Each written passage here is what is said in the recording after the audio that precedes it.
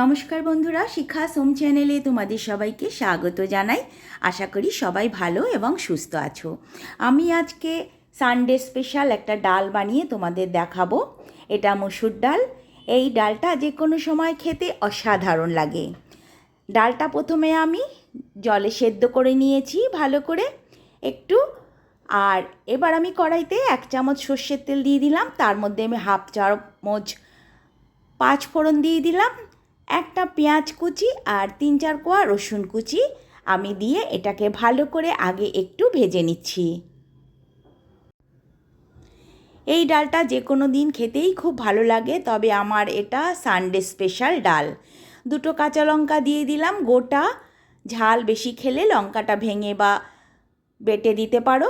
এবার আমি একটা টমেটো কুচি দিয়ে দিলাম, তার সাথে আমি একটু লবণ আর পরিমাণ মতো হলুদ দিয়ে দিলাম। এবার এটাকে ভালো করে নরম করে আমি একটু ভেজে বা কষিয়ে নেব।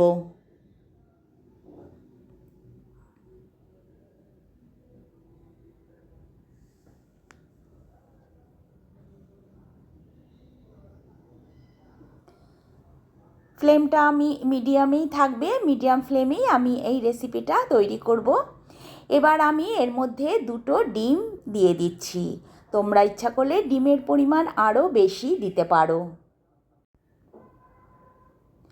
এবার আমি ডিমটাকেও সব কিছুর সাথে ভালো করে ভেজে নেব। একটু ভালো করেই ভেজে নিতে হবে যাতে ডিমের কাঁচা গন্ধটা না থাকে, আষ্টে গন্ধ যাকে বলে। খুব ভালো করে ভাজতে হবে। আমি আরেকটু তেল দিয়ে দিচ্ছি। তোমরা প্রথমে যদি বেশি তেল দিয়ে থাকো তাহলে হয়তো লাগবে না। আমার একটু মনে হচ্ছে তেল লাগবে, কারণ লেগে লেগে যাচ্ছে বলে আমি 1 চামচ মতো আবার একটু তেল দিয়ে দিলাম। হ্যাঁ, আমি এটা সর্ষের তেলেই কিন্তু করছি রান্নাটা। এবার এটাকে খুব ভালো করে আমি একটু ভেজে নিচ্ছি।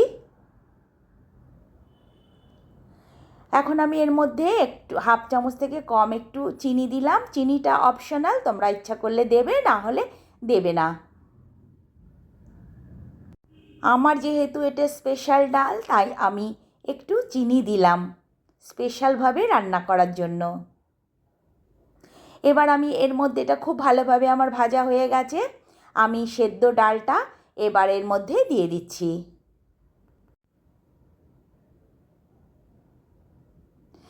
ভালো করে আমি এবার সব কিছুর সাথে ডালটাকে মিশিয়ে নেব। আমি আর একটু জল দেব, কারণ এটা আর একটু ফুটবে। ফুটতে গেলে একদমই টাইট হয়ে যাবে। তোমরা যদি একদম মাখা মাখা খেতে চাও তাহলে জলটা কম দিও। আমি এর একটু জল আর একটু হলুদ দিলাম। নুনটা আমি আগেই দিয়ে দিয়েছি, আর দিলাম না। এবার আমি এটাকে ঢাকা দিয়ে রাখবো 2-3 মিনিটের জন্য। 3 মিনিট বাদে আমি ফিরে এলাম, কারণ ডালটা আমার একদমই সেদ্ধ করা ছিল, সেই জন্য একটুও সময় লাগবে না। আমার এটা অলমোস্ট রেডি।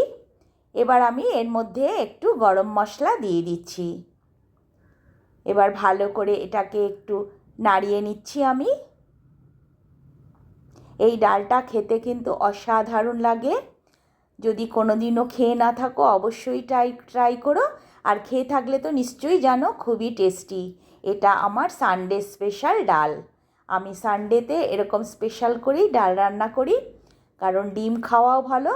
সব সময় ডিমের সব কিছু একই রকম ভালো লাগে না, তাই ডালটা তো নিত্য প্রয়োজনীয়, তাই আমি ডালের মধ্যে এরম করেই করি। আশা করি রেসিপিটা তোমাদের ভালো লাগবে। ভালো লাগলে আমাকে কমেন্ট করো এবং সবার সাথে শেয়ার করো।